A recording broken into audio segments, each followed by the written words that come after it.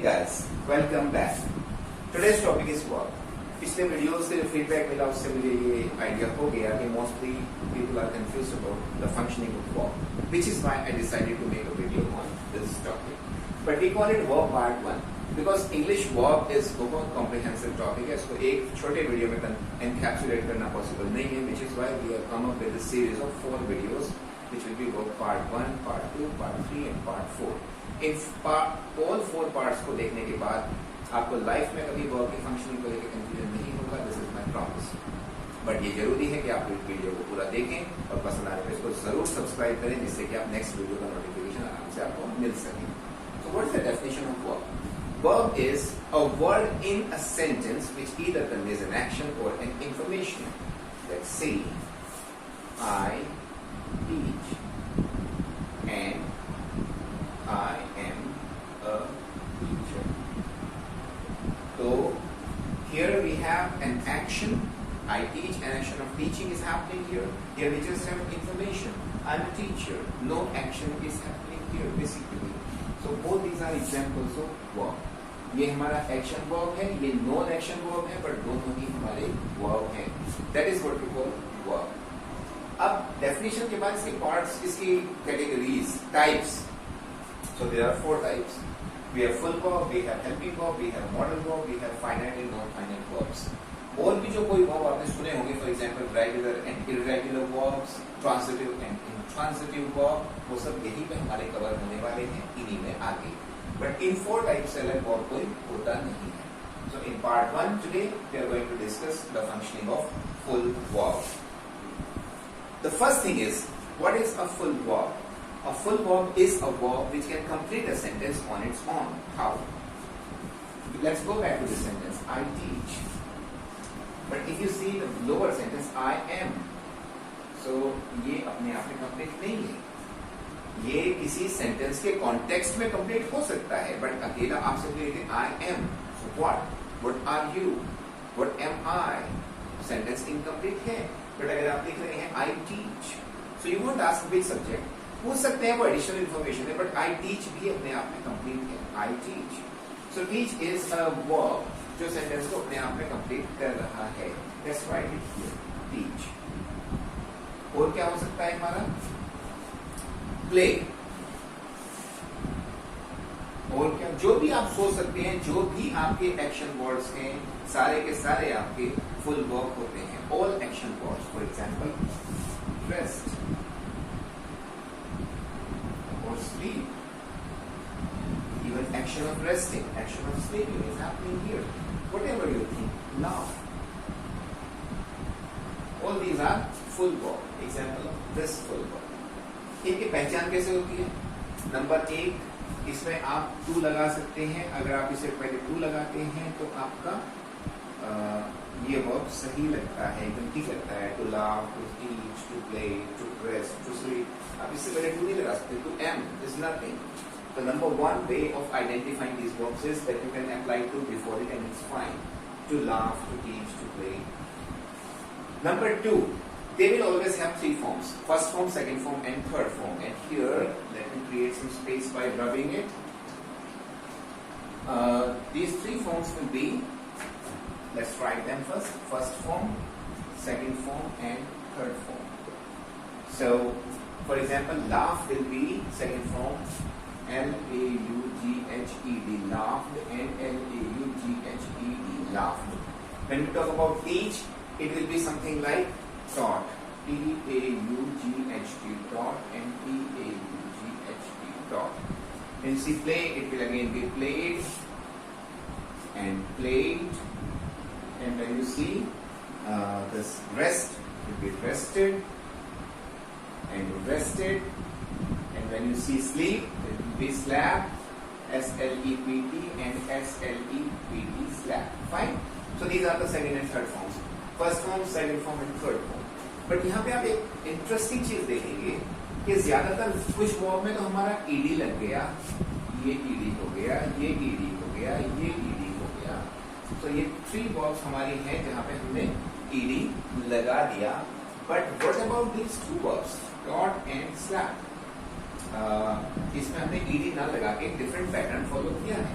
तो इसका मतलब ये हुआ कि हमारी प्ले जो हमारी फुल वर्ब है वो फॉर्म के बेसिस पे दो कैटेगरीज में आ सकती है, and this is what we call regular verb and irregular verb. So here we are back with the examples of regular and irregular verbs. So regular verbs will be ones whose second and third forms will have ed combination, and irregular verbs will be ones which will not follow this ed combination pattern, which will have a different pattern of spellings in second and third form. Let's first start with ed. Regular verbs: played, played, laugh, laughed, walk, walked, and talk, talked. So these are the examples of some regular verbs. And irregular: go, went, gone. It's not go, go. Bite, bit, bitten. Sing, sang, sung. Cut. Beat, bad. Or what other examples could be there? Swim, swam, swum. Draw, drew. So these are the some examples of regular and irregular verbs. Now the question is, why do we call it regular and this one irregular? Actually, majority of words follow this pattern. ज्यादातर words में ed ही आता है, और आपको पता ही है कि जहाँ मेजोरिटी होती है वो हमेशा रेगुलर होती है, और जो छोटा होता है, जो थोड़ा अलग बिहेव करता है, मेजोरिटी से अलग होता है, वो थोड़ा इरेगुलर या स्ट्रेंज होता ही है. इसलिए हमने इसको रेगुलर बोला और इसको इरेगुलर बोला. अब क्या फुल वर्ब बस इतना ही है, रेगुलर और irregular? No. Now comes the most important part of full verb, which is transitive and intransitive verb.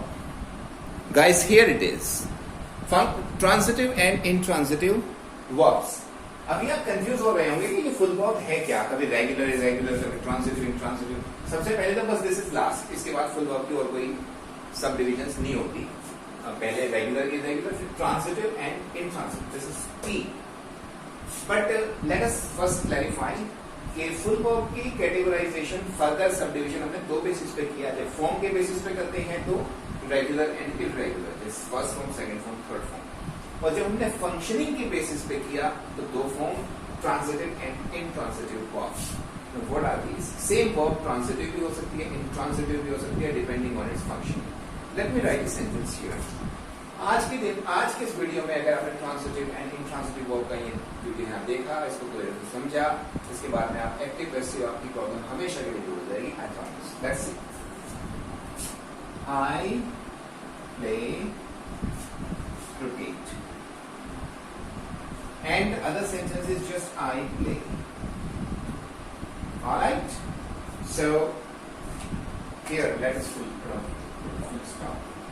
Now, which one is transitive and which one is intransitive? You see, sentences are the same. But one verb is transitive and the other one is intransitive. How? ये वाली आपकी transitive है और ये आपकी intransitive है. ये intransitive है और ये आपकी ट्रांजिटिव. कैसे? ट्रांजिटिव वर्ब का हमेशा एक ऑब्जेक्ट होगा. अगर वो ऑब्जेक्ट उसके पास नहीं है तो वो इंट्रांजिटिव होगी और आप उसका पैसिव नहीं बना पाएंगे. Be very clear. तो यहाँ पे कोई ऑब्जेक्ट नहीं है इसलिए वो इंट्रांजिटिव है. यहाँ पे हमारा ऑब्जेक्ट है इसलिए वो ट्रांजिटिव है. कंडीशन नंबर 1, तो object has to be there. But क्या ऑब्जेक्ट का होना अपने आप में काफी है? नहीं. एक और चीज का आपको बहुत ध्यान रखना है कि वो जो ऑब्जेक्ट आपका सामने हो वो एक डायरेक्ट ऑब्जेक्ट हो, नहीं कि इनडायरेक्ट. अब ये डायरेक्ट इनडायरेक्ट ऑब्जेक्ट क्या होता है मैं अभी आपको बताता हूं. ये देखिए, ये हमारे सामने कुछ एग्जांपल्स हैं. I play cricket, I walk in the park, I love parks, park and parks, same word. I went to market, I went for shopping, SHOPPING, and I love shopping. आप देखेंगे इन सेंटेंसेस में कुछ similarities हैं. ये बहुत suitable है इस चीज को, ट्रांजिटिव एंड इंट्रांजिटिव वर्ब के डिफरेंस को क्लैरिफाई करने के लिए. मैंने आपको बताया कि इसको आइडेंटिफाई करने, इसमें डायरेक्ट एंड इनडायरेक्ट ऑब्जेक्ट का बड़ा रोल है. पहले तो ऑब्जेक्ट होना चाहिए, अगर ऑब्जेक्ट है तो ट्रांजिटिव है, नहीं है तो इंट्रांजिटिव. दूसरा, ऑब्जेक्ट भी डायरेक्ट ऑब्जेक्ट हो, नहीं कि इनडायरेक्ट ऑब्जेक्ट. अगर इनडायरेक्ट ऑब्जेक्ट होगा तो भी वो वर्ब इंट्रांजिटिव ही रहेगा. कैसे? सेम वर्ब आपका ट्रांजिटिव भी हो सकता है, इंट्रांजिटिव भी हो सकता है, depending on the nature of verb.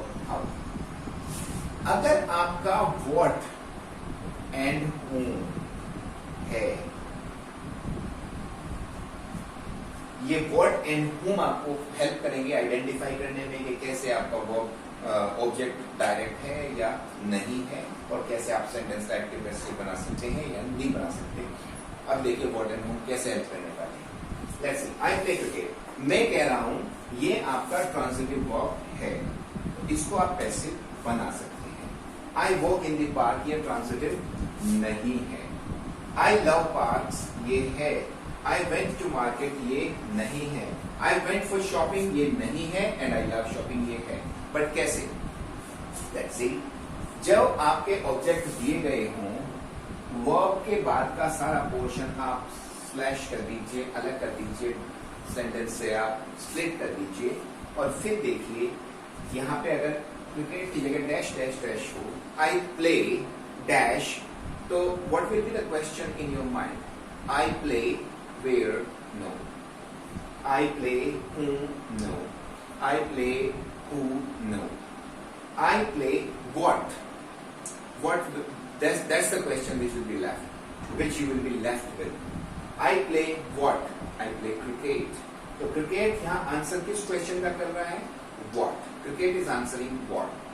That this what, which is why it's a transitive verb. Now let's come to the next part. I walk. अब मैंने बताया walk के एकदम बाद आप स्लैश डाल दीजिए, डिवाइड कर दीजिए। I walk। इसके बाद क्या बोलेंगे? I walk what? No. I walk whom? No. I walk where? Where do you walk? I walk in the park. तो ये where का आंसर कर रहा है, where ना यहाँ पे फिट हो रहा है ना यहाँ पे हो रहा है, इसलिए ये एक intransitive verb है, इसका पैसिव नहीं बनेगा। Now let's come to the next sentence. I love parks, many parks. I am fond of parks. I love them. I visit them. I walk in them. So I love आपका verb है, आपने यहाँ divide किया, इसको cover किया। I love what? Someone says I love, so you will ask what? So you'll say I love what? I love parks. Fine. So this is also a transitive verb, a direct object and transitive verb. Next one is I went to market. अब went के बाद आप डाल, ये बात का ध्यान रखिएगा, to के बाद नहीं लगाना, हमेशा verb के एकदम बाद में आपको स्लैश लगाना है। verb खत्म होते ही स्लैश, सारे वर्ड उसके बाद में जाएंगे। I went what? No. I went whom? No. I went who? No. So I went where? So it's answering a where and what and whom answer नहीं कर रहे हैं, इसलिए intransitive verb है, ये पैसिव नहीं बन पाएगा, ये भी नहीं बन पाएगा। अब आप यहाँ पे आइए, I went for shopping, अब went के बाद मैंने फिर लगा दिया, तो ये आपका I went where, तो ये भी आपका intransitive है, ये भी पैसिव नहीं बन पाएगा। इसमें भी आपका indirect object है, but when we say I love shopping, I love के बाद में डालिए I love again what? Shopping। तो ये भी आपका ट्रांजिटिव है, डायरेक्ट ऑब्जेक्ट है, पैसिव बना सकते हैं। व्हाट एंड whom पे ये क्वालिफाई कर रहा है। तो डियर व्यूअर्स, जहां भी ऑब्जेक्ट आपका वर्ब के एकदम बाद स्लैश डालिए, ये ध्यान रखिए प्रीपोजिशन कवर नहीं करना, प्रीपोजिशन भी बाहर छोड़िए, वर्ब के आर्टिकल हो सब बाहर, वर्ब जहां पे फिनिश होना है वहां पे स्लैश, उसके बाद जो वर्ड बचता है या पूरी फ्रेज बचती है, उसका वो किस क्वेश्चन का आंसर एक्चुअली कर रहा है। If it is what or whom, like here, किस क्वेश्चन का आंसर कर रहा है ये? I play what? Cricket. I walk, ये what और whom का आंसर नहीं, I walk where का आंसर हो रहा है। I love what, ये ट्रांजिटिव है। I went where, ये intransitive है। I went where, ये intransitive है। I love what, shopping, ये ट्रांजिटिव है। So this is the beautiful, noble trick of what and whom. सबसे पहले तो ऑब्जेक्ट होना चाहिए, ऑब्जेक्ट नहीं है तो आपका वर्ब हमेशा इंट्रांजिटिव होगा, पैसिव नहीं बनेगा। अब ऑब्जेक्ट है भी तो ये देखना है कि ऑब्जेक्ट डायरेक्ट है या इनडायरेक्ट है। अगर डायरेक्ट है तो वो ट्रांजिटिव वर्ब हुआ तो वो पैसिव बनेगा। For example, I play cricket, cricket is played by me. I love parks, parks are loved by me. Or I love shopping, shopping is loved by me. But I walk in the park cannot be converted into passive because this is a intransitive verb.